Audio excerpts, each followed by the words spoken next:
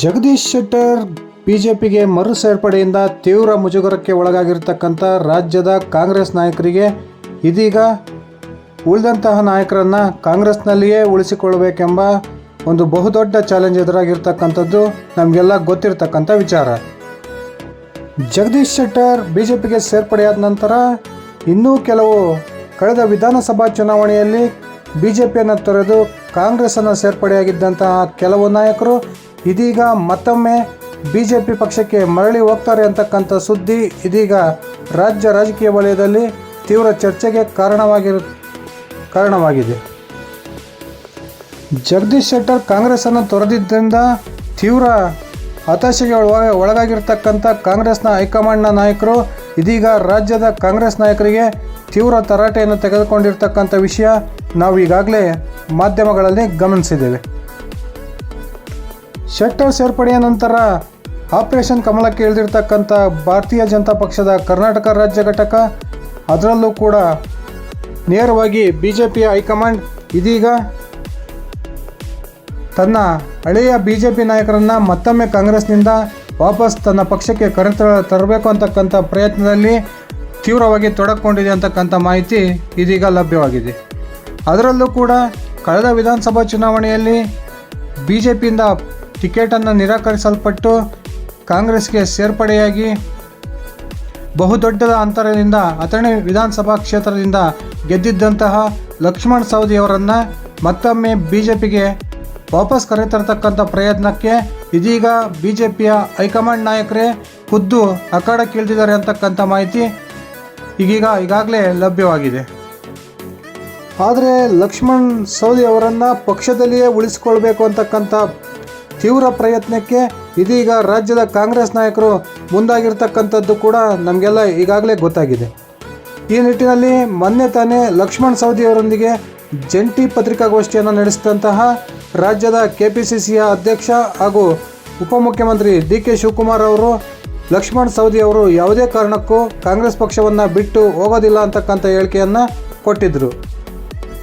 ಅದೇ ಪತ್ರಿಕಾಗೋಷ್ಠಿಯಲ್ಲಿ ಲಕ್ಷ್ಮಣ್ ಸವದಿ ಅವರು ಕೂಡ ನನಗೆ ಬಿಜೆಪಿ ನಾಯಕರಿಂದ ಒತ್ತಡ ಇರ್ತಕ್ಕಂಥದ್ದು ನಿಜ, ಆದರೆ ನಾನು ಒಮ್ಮೆ ಅವಮಾನದಿಂದ ಪಕ್ಷ ಬಿಟ್ಟು ಬಂದಿರತಕ್ಕಂಥವನು, ಯಾವುದೇ ಕಾರಣಕ್ಕೂ ಬಿಜೆಪಿಗೆ ಮತ್ತೆ ವಾಪಸ್ ಹೋಗ್ತಕ್ಕಂಥ ಪ್ರಶ್ನೆನೇ ಇಲ್ಲ ಅಂತಕ್ಕಂಥ ಒಂದು ಹೇಳಿಕೆಯನ್ನು ಲಕ್ಷ್ಮಣ್ ಸವದಿ ಅವರು ಕೊಟ್ಟದ್ದನ್ನು ಸಹ ನಾವೆಲ್ಲ ಗಮನಿಸಿದ್ದೇವೆ. ಅದಾದ ನಂತರ ನಡೆದಂತಹ ರಾಜಕೀಯ ಬೆಳವಣಿಗೆಯಲ್ಲಿ ಇದೀಗ ಲಕ್ಷ್ಮಣ್ ಸವದಿ ಅವರು ಕಾಂಗ್ರೆಸ್ನ ನಾಯಕರುಗಳಿಗೆ ಒಂದು ಸ್ಪಷ್ಟ ಸಂದೇಶವನ್ನು ನೀಡಿದ್ದಾರೆ ಅಂತಕ್ಕಂಥ ಮಾಹಿತಿ ಇದೀಗ ಲಭ್ಯವಾಗಿದೆ. ಈ ಲಕ್ಷ್ಮಣ್ ಸವದಿ ಅವರು ಕಾಂಗ್ರೆಸ್ ನಾಯಕರಿಗೆ ನೀಡಿರ್ತಕ್ಕಂಥ ಸಂದೇಶದಿಂದ ತೀವ್ರ ಆತಂಕಕ್ಕೆ ಒಳಗಾಗಿರ್ತಕ್ಕಂಥ ಕಾಂಗ್ರೆಸ್ ನಾಯಕರು ಲಕ್ಷ್ಮಣ್ ಸವದಿ ಅವರನ್ನು ಪಕ್ಷದಲ್ಲಿಯೇ ಉಳಿಸ್ಕೊಳ್ತಕ್ಕಂಥ ಪ್ರಯತ್ನಕ್ಕೆ ದೊಡ್ಡ ಮಟ್ಟದಲ್ಲಿ ಕೈ ಹಾಕೋದ್ರ ಮೂಲಕ ಈ ಒಂದು ಪ್ರಯತ್ನದಲ್ಲಿ ಯಶಸ್ವಿ ಆಗ್ತಾರೆ. ಹಾಗಾದರೆ ಲಕ್ಷ್ಮಣ್ ಸವದಿ ಅವರು ರಾಜ್ಯದ ಕಾಂಗ್ರೆಸ್ ನಾಯಕರ ಮುಂದೆ ಇಟ್ಟಿರ್ತಕ್ಕಂಥ ಬಹುದೊಡ್ಡ ಬೇಡಿಕೆಯನ್ನು ತಿಳ್ಕೊಂಡು ಬರೋಣ ಬನ್ನಿ ಸ್ನೇಹಿತರೆ. ಅದಕ್ಕಿಂತ ಮುಂಚೆ ನೀವಿನ್ನು ನನ್ನ ಇಟ್ಕೆ ಹೇಮಂತ್ ಯೂಟ್ಯೂಬ್ ಚಾನಲ್ಗೆ ಸಬ್ಸ್ಕ್ರೈಬ್ ಆಗಿಲ್ಲ ಅಂದರೆ ದಯವಿಟ್ಟು ಈಗಲೇ ಸಬ್ಸ್ಕ್ರೈಬ್ ಮಾಡಿಕೊಂಡು ಬೆಲ್ ಬಟನನ್ನು ಕ್ಲಿಕ್ ಮಾಡಿ. ನಾನು ಕೊಡೋ ಮಾಹಿತಿ ನಿಮ್ಗೆ ಇಷ್ಟ ಆಗಿದ್ದರೆ ದಯವಿಟ್ಟು ಈ ವಿಡಿಯೋಗೆ ಲೈಕ್ ಮಾಡಿ, ಶೇರ್ ಮಾಡಿ, ಕಮೆಂಟ್ ಮಾಡಿ. ಕಳೆದ ವಿಧಾನಸಭಾ ಚುನಾವಣೆಯಲ್ಲಿ ಜಗದೀಶ್ ಶೆಟ್ಟರ್ ಹಾಗೂ ಲಕ್ಷ್ಮಣ್ ಸವದಿ ಅವರ ಬಹುದೊಡ್ಡ ಸಹಕಾರದಿಂದ ಉತ್ತರ ಕರ್ನಾಟಕ ಭಾಗದ ಲಿಂಗಾಯತ ಮತಗಳನ್ನು ಸೆಳೆಯೋದ್ರಲ್ಲಿ ಕಾಂಗ್ರೆಸ್ ಪಕ್ಷ ಯಶಸ್ವಿಯಾಗಿತ್ತು ಅನ್ನೋದು ನಮಗೆಲ್ಲ ಗೊತ್ತಿರತಕ್ಕಂಥ ವಿಚಾರ. ಆದರೆ ಇದೀಗ ಜಗದೀಶ್ ಶೆಟ್ಟರ್ ಅವರು ಪಕ್ಷ ಬಿಟ್ಟು ಹೋಗಿರೋದ್ರಿಂದ ಅದೇ ರೀತಿ ಲಕ್ಷ್ಮಣ್ ಸವದಿ ಅವರನ್ನು ಕೂಡ ಪಕ್ಷಕ್ಕೆ ಮತ್ತೆ ಸೆಳೆಯೋ ಪ್ರಯತ್ನದಲ್ಲಿ ಬಿಜೆಪಿ ನಾಯಕರು ತೊಡಕೊಂಡಿರೋದ್ರಿಂದ ಇದೀಗ ರಾಜ್ಯದ ಕಾಂಗ್ರೆಸ್ ನಾಯಕರಿಗೆ ದೊಡ್ಡ ಆತಂಕ ಎದುರಾಗಿದೆ. ಈ ಇಬ್ಬರು ನಾಯಕರು ಒಂದು ಪಕ್ಷ ಕಾಂಗ್ರೆಸ್ ಪಕ್ಷವನ್ನು ತೊರೆದಿದ್ದೇ ಆದರೆ ಏನು ಮುಂದಿನ ಲೋಕಸಭಾ ಚುನಾವಣೆಯಲ್ಲಿ 20 ಸ್ಥಾನಗಳನ್ನು ಕರ್ನಾಟಕದಲ್ಲಿ ಗೆಲ್ಲಬೇಕು ಅಂತಕ್ಕಂಥ ಗುರಿಯನ್ನು ರಾಜ್ಯದ ಕಾಂಗ್ರೆಸ್ ನಾಯಕರು ಇಟ್ಕೊಂಡಿದ್ದಾರೆ. ಈ ಒಂದು ಗುರಿಯ ತಲುಪೋದಕ್ಕೆ ಅತ್ಯಂತ ಕಷ್ಟವಾಗುತ್ತೆ ಅನ್ನೋದರಲ್ಲಿ ಎರಡು ಮಾತಿಲ್ಲ. ರಾಜ್ಯದ ಉಪಮುಖ್ಯಮಂತ್ರಿಯಾಗಿ ಅಧಿಕಾರವನ್ನು ಅನುಭವಿಸಿರ್ತಕ್ಕಂಥ ಲಕ್ಷ್ಮಣ್ ಸವದಿ ಅವರು ಇದೀಗ ಕಳೆದ ವಿಧಾನಸಭಾ ಚುನಾವಣೆಯಲ್ಲಿ ಕಾಂಗ್ರೆಸ್ನ ಅಭ್ಯರ್ಥಿಯಾಗಿ ಸುಮಾರು 75,000ಕ್ಕೂ ಹೆಚ್ಚು ಮತಗಳ ಅಂತರದಿಂದ ಗೆದ್ದಿದ್ದಾಗಲೂ ಕೂಡ ಕಾಂಗ್ರೆಸ್ ಈ ಕ್ಷಣದವರೆಗೆ ಅವರಿಗೆ ಸರ್ಕಾರದ ಮಟ್ಟದಲ್ಲಿ ಯಾವುದೇ ಒಂದು ಪ್ರಮುಖ ಹುದ್ದೆಯನ್ನು ನೀಡಿಲ್ಲದೆ ಇರತಕ್ಕಂಥದ್ದು ಲಕ್ಷ್ಮಣ್ ಸವದಿ ಅವರ ತೀವ್ರ ಅಸಮಾಧಾನಕ್ಕೆ ಕಾರಣ ಆಗಿದೆ ಅಂತಕ್ಕಂಥ ಮಾಹಿತಿ ಇದೀಗ ಲಕ್ಷ್ಮಣ್ ಸವದಿ ಅವರ ಆಪ್ತ ವಲಯದಿಂದ ಹೊರ ಬರ್ತಾ ಇದೆ. ಇದೀಗ ನಿನ್ನೆ ತಾನೇ ಮಾಧ್ಯಮದೊಂದಿಗೆ ಮಾತನಾಡಿದಂತಹ ಲಕ್ಷ್ಮಣ್ ಸವದಿ ಅವರು, ನಾನು ಸುಮಾರು 2.5 ದಶಕಗಳ ಕಾಲ BJPಯ ಸಂಪರ್ಕದಲ್ಲಿ ಇದ್ದಂಥವನು. ಅಲ್ಲಿ ಅನೇಕ ನನ್ನ ಸ್ನೇಹಿತರು ಇವಾಗಲೂ ಕೂಡ ನನ್ನ ಸಂಪರ್ಕದಲ್ಲಿದ್ದಾರೆ. ಅದೇ ರೀತಿ BJPಯ ಬಹುದೊಡ್ಡ ನಾಯಕರೊಬ್ಬರು ನನಗೆ ಫೋನ್ ಕಾಲ್ ಮಾಡೋದ್ರ ಮೂಲಕ ಪಕ್ಷಕ್ಕೆ ನನ್ನನ್ನು ಆಹ್ವಾನಿಸಿದ್ದಾರೆ ಅಂತಕ್ಕಂಥ ಒಂದು ಸುಳಿವನ್ನು ಕೊಡೋದ್ರ ಮೂಲಕ ತಾವು ಕೂಡ ಕಾಂಗ್ರೆಸ್ನಿಂದ ಒಂದು ಹೆಜ್ಜೆಯನ್ನು ಹೊರಗಿಡ್ತಿದ್ದೀವಿ ಅಂತಕ್ಕಂಥ ಸಂದೇಶವನ್ನು ರಾಜ್ಯದ ಕಾಂಗ್ರೆಸ್ ನಾಯಕರಿಗೆ ರವಾನಿಸಿದ್ದಾರೆ ಅಂತಲೇ ಹೇಳ್ಬೋದು. ಆದರೆ ಸೌದಿ ಅವರನ್ನು ಪಕ್ಷದಲ್ಲಿ ಉಳಿಸ್ಕೊಳ್ಳೋ ಒಂದು ಪ್ರಯತ್ನಕ್ಕೆ ಕೈ ಹಾಕಿರ್ತಕ್ಕಂಥ ರಾಜ್ಯದ ಕಾಂಗ್ರೆಸ್ ನಾಯಕರು ಇದೀಗ ಲಕ್ಷ್ಮಣ್ ಸವದಿ ಅವರಿಗೆ ತಮಗೆ ರಾಜ್ಯ ಸರ್ಕಾರದಲ್ಲಿ ಮಂತ್ರಿ ಸ್ಥಾನವನ್ನು ಕೊಡ್ತೀವಿ ಅಂತಕ್ಕಂಥ ಭರವಸೆಯನ್ನು ಕೊಟ್ಟಿದ್ದಾರೆ ಅಂತಕ್ಕಂಥ ಒಂದು ಮಾಹಿತಿ ಇದೀಗ ಕಾಂಗ್ರೆಸ್ನ ವಲಯದಿಂದ ಲಭ್ಯವಾಗಿದೆ.